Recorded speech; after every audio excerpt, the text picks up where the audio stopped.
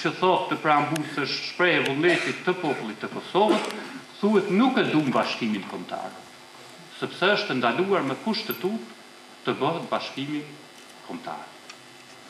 Tani, cila është fytyra jonë? Kjo hipokrizi, që ndryshe tjetër duam e tjetër shpallëm në kushtetut? Apo duhet të mobilizohemi për të ndruar kushtetutën në këto neni, jo si zgjidhet presidenti. Është gjëja më e fundit që i shkon nërmend, është mënyra për të hutuar dhe për të larguar mendjen nga kjo nevojë për të ndryshuar kushtetutën në themel. Atëherë fillojnë me këto se si të zgjidhet presidenti, si të bëhen zgjedhjet e tjera. Prandaj problemi i parë është ajo që vetëvendosja e patpërfshirë në program, që ky shtet të definohet edhe kështu si është shteti shqiptarëve, plotësisht sovran, me drejtën për bashkim dhe të organizojë procedura e bashkimit. Dhe ka një vit që thotë sa bëjmë bisedime me Serbi, të fillojmë bisedimet me Shqipërinë për procedurat, shpejtojnë procedurat e bashkimit, qoftë edhe për ta mbajtur atë mbledhjen në 28 nëntorin e ardhshëm, seancën e përbashkët për bashkim. Pra në këtë kuptim kam fjalën që a jemi të përfaqësuar në kushtetutë, në parlament këtu? A është kjo fytyra ynë si popull, si një popull hipokrit dhe skizofren, që ndryshe do e ndryshe pastaj e kushtetua vetën? A është kushtetuta vullneti i popullit siç e shpreh vetën? Ata kanë drejt plotësisht dalë të thonë, po, vullneti i popullit është kundër bashkimit, kjo kushtetutë, siç e thotë, përfaqëson vullnetin e popullit dhe populli subjektet që kanë idenë ta ndryshojnë kushtetutën nuk i përkrah. Ata janë pakicë. Pra shumica e popullit pajtohet me këtë kushtetutë. Prandaj në gjendjen aktuale që është situata, unë kam plotësisht të drejtë, si huaj dhe vendas, të them që ky është populli shqiptar i Kosovës është ai që është në kushtetutën e vet. A është ky populli shqiptar? Secili nga ne duhet ta mendoj. Sepse mua më pyesin profesor ti flet për bashkim jemi kundërshtim me kushtetutën. E di që kushtetuta e Kosovës ndalë. Dhe unë prandaj u përgjigja. Unë e di, studenti që ma bën këtë pyetje a di dhe si e gjumi natën kur e di që e ka këtë në kushtetutë. Kështu duket një popull skizofren, psiqikisht i smur. Do të thënë i qarë në dysh, që do diçka, thot tjetër gjë, vepron ndryshe, pra një popull tërësisht i qarë brenda ndërgjegjes vetë të çdo individi. A do të vazhdojmë të paraqesim veten para botës, para vetës njëherë në radhë parë, si popull dhe si individ skizofren që është i ndarë dhe nuk e di çka do? Ose thot du një gjallë dhe pastaj pikërisht pse e do atë gjallë bën të kundërtën? Prandaj tash duhet të reflektojmë atmosferën duke lavdruar veten, e duke e kënaqur veten, e duke i fërku kokën vetes, e duke ngrit kokën lart, po të jemi një popull serioz, i brengosur, kokulur, po që punon dhe vepron shumë. Kështu nikosisht ne e kemi vetë lavdruar vetën mjaft se jemi popull trim, heroik, e kemi qash rrugën e historisë me shpatë në dorë të tjera. Pse e lëm bashkimin kombëtar pa e bërë? Sepse në fakt kemi frikë. Na kanë thonë që po e bën bashkimin kombëtar, do na sulmoj Serbia, bota na kthehet kundër, prandaj ne do vazhdojmë një herë kështu në mënyrën tonë skizofrenike, hipokrite e tjetër. Pra, me sa duket, kur bisedojmë me njerëzit, ne e lëm pa bërë bashkimin kombëtar sepse kemi frikë. Tani jemi popull trim apo popull frikacak? Edhe këtë duhet ta mendojmë. Se dhe popull jemi popull trim, heroik e krenar, po kemi frikë ta bëjmë atë që duam, edhe shpallim frikën tonë si udhëheq i parimi ynë i bërjes politikës, edhe pastaj lavdrohemi për ta fshehë këtë ndjenjë që kemi ndoshta për veten. Kjo nuk shkon, thash prap na prezanton keq si popull.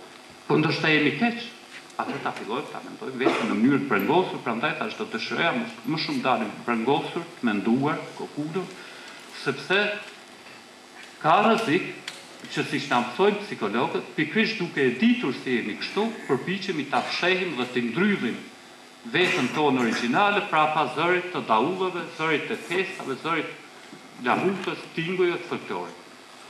Në këtë mendimin, që mendimi shqiptar nuk e ka mendimin e vetë. Përgjegjshëm do të thotë përgjigjesh.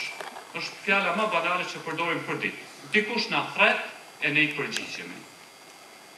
Me qeni përgjegjshëm si shqiptar do të thotë të përgjigjemi thirrjes që na vjen nga qenia shqiptare, ta lëm kjetë ashtu siç duhet me qenë plot. që na vjen nga historia e kaluar dhe që na vjen nga mos afër nga vetë ndërgjegjja e si qenie shqiptare që jemi. Pra na vjen nga larg nga shekujt, po na vjen nga afër nga vetë brendësia jonë, më afër se brenda nesh nuk ka ku të shkojë. Ashtu siç na vjen nga para. Pra na vjen një thirrje që na përkujton 28 nëntorit, të cilës ne nuk i përgjigjemi. Politike përgjegjshme shqiptare, jo për shumë kroate, slovenës, aty ata nuk ju vjen kjo thirrje. Politike përgjegjshme shqiptare është t'i përgjigjesh thirrjes që vjen nga qenia shqiptare, jo nga qeniet që nuk janë shqiptare. E atëherë politike përgjegjshme është t'i përgjigjemi thirrjes tonë për bashkim. Politike pa përgjegjshme është çdo politikë që thot ta shtyjmë gjithmonë për nesër se sot nuk janë kushtet. Dhe duke shtyjë gjithmonë për nesër, ne nuk jemi kur në të sotmen, në kohë. Dhe këte popull e kanë lënë pa kohë. Sepse koha është gjithmonë në të nesërmen, asnjëherë në të sotmen. Çdo e nesërmre, kur bëhet sot, e shtyjmë prapë për nesër. Themi jo, po kjo do të vinë në të ardhmen, po jo sot. Se sot nuk janë kushtet, dhe kushtet nuk janë asnjëherë, kështu që sot po janë gjithmonë në të ardhmen. Kështu na kanë lënë një popull pa kohë. Dhe ne gjithmonë drejtojmë për ta zonë kohën dhe gjithmonë ankohemi se na ka ikë treni. Sepse koha kur nuk bashkohet e kaluara dhe ardhmja në të tashmen si kohë. E ne duhet bashkojmë projektin për të ardhmen me atë që na vjen nga e kaluara në të sotën dhe të veprojmë sot. Ne kemi një shprehje popullore që thot fati është mëtrime. Ne na shton një fati përbashkët, por thash na friksojnë gjithmonë, e prandaj fati nuk ka qenë me ne, sa kohë nuk veprojmë në një mënyrë trimërore. Veprojmë nga vullneti ynë, atë që duam, pa marrë parasysh rrethanat dhe kontekstin historik. Kur e ka shpallë Ismail Qemali pavarësi në Vlorë, Shqipëria ka qenë e pushtuar, e mbas 2-3 javësh u pushtu edhe një herë komplet. Serbia ma shëgat, deri në Durrës, vjedhlesh, Italia, Greqia, këto, po në fund doli e pavarur.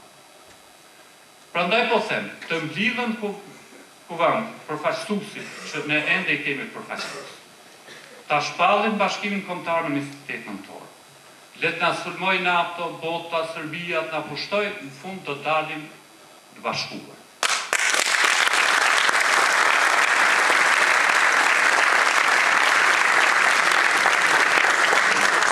Ta bajnë aktin e trimërisë, guximit, që vërtet të dalin popull trim dhe guximshëm e jo vetëm në fjalë. Dhe ta fshejmë pastaj me fjalë mungesën e veprimit guximshëm. Kur ka dalë UÇK-ja në 97-ën, të gjithë ishin të tmerruar se me luftë nuk bëhet sepse botën do na kthejnë kundër, do thonë terroristë. Bota hyri në luftë krahas UÇK-s se nuk doli jashtë. Rastet e historisë shqiptare na kanë sjellë diçka vetëm kur kemi vepruar nga vullneti e dumtë që në fund s'marrim parasysh asnjë rrethan. Dhe atëherë vërtet fati na ka prirë dhe kemi arritur diçka. Një copë Kosovë pavarur, një copë Shqipëri pavarur, një copë atje, një autonomi, një diçka. Pra në këtë kuptim do dëshiroja që fjalët dhe veprimet shqiptare të përputhen. Jo t'i themi vetës trim e të mos bëjmë trimëri. Po të bëjmë trimëri e të jemi modest madje për trimëri që kemi dhënë. Kemi Berlines. Ne kemi një mur ende midis Shqipërisë dhe Kosovës, janë mure fizike në kuptim më banal fjalës më tulla më llaq, kufirë që ndanë në morin. Askush nuk i ndalon të shqiptarët bëhen Berlines, po duhet me qenë Berlines, me i shem ato mure. Krejt vullnetarisht dhe spontanisht qytetarët të Kukësit, të Prizrenit, të Gjakovës, të Prishtinës, unë realitete me i shem, let na sulmoj këfori dhe let vit t'i hesh barikadat tona. Po ne ndërkohë do të metën pa punë disa që punojnë dogana aty do kufi, po le të metën, është një sakrificë që ndështë e atletë. Pra në këte kuptim, po them që është një mori aktivitetesh, por duhet me qenë një popull që i bën këto. Dhe një popull që i bën këto nga vullneti i vetë i mirë, që nuk e ndryë vullnetin e vetë në peshën e materialeve të jashtme, që ka qarë, ka shtoka të Dhe thash kemi rast më të freskët, ashtu kemi 68-ën, 69-ën, kemi 89-ën e tjera, kur kanë fillu ata që nuk kishin asgjë në dorë, po të matëshin mjetët materiale. Ka të bazë vetëm vullnetin që ka quar në politik. të krahasosh mjetët, armët që kanë pas studentët në 81 me armët që ka pas Jugoslavia, kishte një disproporcion jashtëzakonisht madh. Për krahun që kanë pas studentët, për krahun që ka pas Jugoslavia në botë, ka qenë disproporcioni total. Në fund, projekti 81-shit fitoi dhe u te i kalu, Jugoslavia u shpërbon. Nuk ju deshën gjë as armë, as fushë. Sepse u shpall një vullnet e një populli që do diçka. Dhe kushti që një populli vetëm i kusht që një popull të fitoj, është veproj si popull. Unik, masivisht. Sepse po si ka shpërkrah popull në UÇK, mos rrisnin pleq e fëmijë e foshnja jam UÇK, gjithë bota do kishte thënë që është një organizatë terroriste. Sepse veçojnë nga populli. Po kur edhe plakat shpall vetëm terrorist, edhe foshnja ndjep thonë unë jam terrorist, nuk mbetet ma mundësi me fut përçarje midis e mi klasifiku terrorist, i matur, i përgjegjshëm, i papërgjegjshëm. Është një popull i tërë që do atë. Nuk fitojnë baskët, sepse baskët janë të ndarë. Një organizatë që shumë ETA terroriste dhe tjerë që janë në parlament. Nuk fitojnë kurdët, sepse disa janë në parlamentin osman, disa janë veç. Fitun shqiptarët, sepse shqiptarët nuk lejun as kam t'i ndaj kështu, ekstremistët edhe të moderuar. Doli një popull ekstremist. Prandaj po them që në qoftë se është një vullnet i popullit që shpallet, vetëm kjo duhet marrë parasysh dhe asgjë tjetër. Uroj që vullneti shqiptar të jetë për bashkim dhe uroj që vullnetin e vet ta bëjnë veprim. Edhe pse, siç na shpjegoi edhe profesori, në këtë ditë ne vërtet do duhen më shumë që të reflektonim në atë se çka humbëm në 28 nëntor se sa çka fituam. Pra dim që humbëm gjysmën e territorit nga mbeti jashtë Shqipërisë, dhe kjo është një arsye e cila do të duhet na shtynte neve drejt angazhimit shumë më të madh të korrigjimit të asaj padrejtësie që na ka ndodhur historikisht me 28 nëntor. Pro profesori deri tash foli për atë se a e duan bashkimin kombëtar dhe si duhet ta duan bashkimin kombëtar. Unë nuk dua se nuk kam çfarë të shtoj kësaj që tha profesori, po dua të përqendrohem pak në një aspekt tjetër i cili po ashtu lidhet me këtë dhe kisha pasur dëshirë që këtë ta kuptojmë si komplementaritet të asaj çfarë tha profesori e jo në kundërshtim të saj, por dua të flas për atë se për çfarë e duan bashkimin kombëtar. Se është një pyetje nëse e duam, pra vullneti ynë që ta duam atë dhe ta realizojmë, po është një pyetje tjetër që e shtrojnë njerëzit e zakonshëm, që në shumë raste është edhe pyetje legjitime, pra pse të bashkohen? Çfarë na duhet ai? Kjo pyetje ka filluar fatkeqësisht të shtrohet shumë shpesh veçanërisht pas shpalljes së pavarësisë në Kosovë. Njerëzit po mendojnë se tash një formë pavarësisë së Kosovës u shpall, e kemi një shtet dhe tash nuk na duhet bashkimi kombëtar për shkak se edhe jemi të sigurt, edhe jemi të lirë, edhe kemi potencial për të zhvilluar dhe do të zhvilluar. Po mendoj që asnjëra prej këtyre nuk qëndron. Pra edhe pikërisht jam këtu arsye pse duhet ta duam bashkimin kombëtar. Përveç tjerash. Se ndarja që ka ndodhur e Shqipërisë në 1912 është ndarje e cila ja ka pamundsuar zhvillimin e Shqipërisë. Por kjo padrejtësi politike dhe historike që na ka ndodhur natyrisht është përkthyer në padrejtësi ekonomike pastaj. Pra ne po e shohim që kudo që jetojnë shqiptarët sot në Ballkan janë më të varfër ka shqiptarët të tjerë. Pra shqiptarët në Maqedoni janë shumë më të varfër se maqedonët, edhe pse jetojnë në të njëjtin shtet. Shqipëria si shtet është një prej vendeve më të varfër në rajon. Kosova po ashtu si shtet është një prej vendeve më të varfër në rajon. Edhe historikisht Kosova në Jugosllavi ka qenë rajoni më i varfër krahasuar me krejt republika të tjera të Jugosllavisë. Pa çka që ka qenë rajoni më i pasur me pasurinë ndoksore edhe të bujqësor. Pra kjo është përputhje mes pasurisë që e kemi si territor dhe nivelit të mirëqenies dhe jetesës që e kemi ne si popull, është përputhje e cila vjen drejt për së drejti prej një fakti kryesor. E fakti kryesor është që ne nuk kemi qenë në kontroll të resurseve tona, pra nuk kemi pas shtet kombëtar i cili do të shfrytëzonte resurset kombëtare për ta ngritur mirëqenien e kombit, mirëqenien politike, mirëqenien ekonomike, sociale të tjera. Misionet ndërkombëtare këtu, ndërkohë që në Shqipëri, edhe pse nuk ka mision të drejtë për drejtë në pushtet ekzekutiv, sundimi vjen nga mënyra të ndryshme. Pra asnjëri prej shteteve shqiptare që ekzistojnë nuk e ka sovranitetin e duhur që të duhet ta kishte një shtet kombëtar për cilin ne funksionojmë. Kur është shpall pavarësia e Kosovës në vitin 2008, festa ka qenë shumë e madhe si që kujtohet gjithë. Edhe është interesante se në festën e cila është zhvilluar në Prishtinë, gjatë asaj nate, që ka zgjatur deri në orët e hershme të mëngjesit, të gjithë ata që kanë festuar me flamur kombëtar. Dhe kjo tregon një gjë, për mendimin tim. Kjo tregon që qytetarët që festonin në rrugë, që festonin këtë pavarësi, e kuptonin ndryshe pavarësinë e Kosovës nga ajo që e shpallnin dhe e kuptonin politikanët e Kosovës. Pra qytetarët e Kosovës që festonin, e kuptonin këtë si një hap drejt realizimit të bashkimit kombëtar.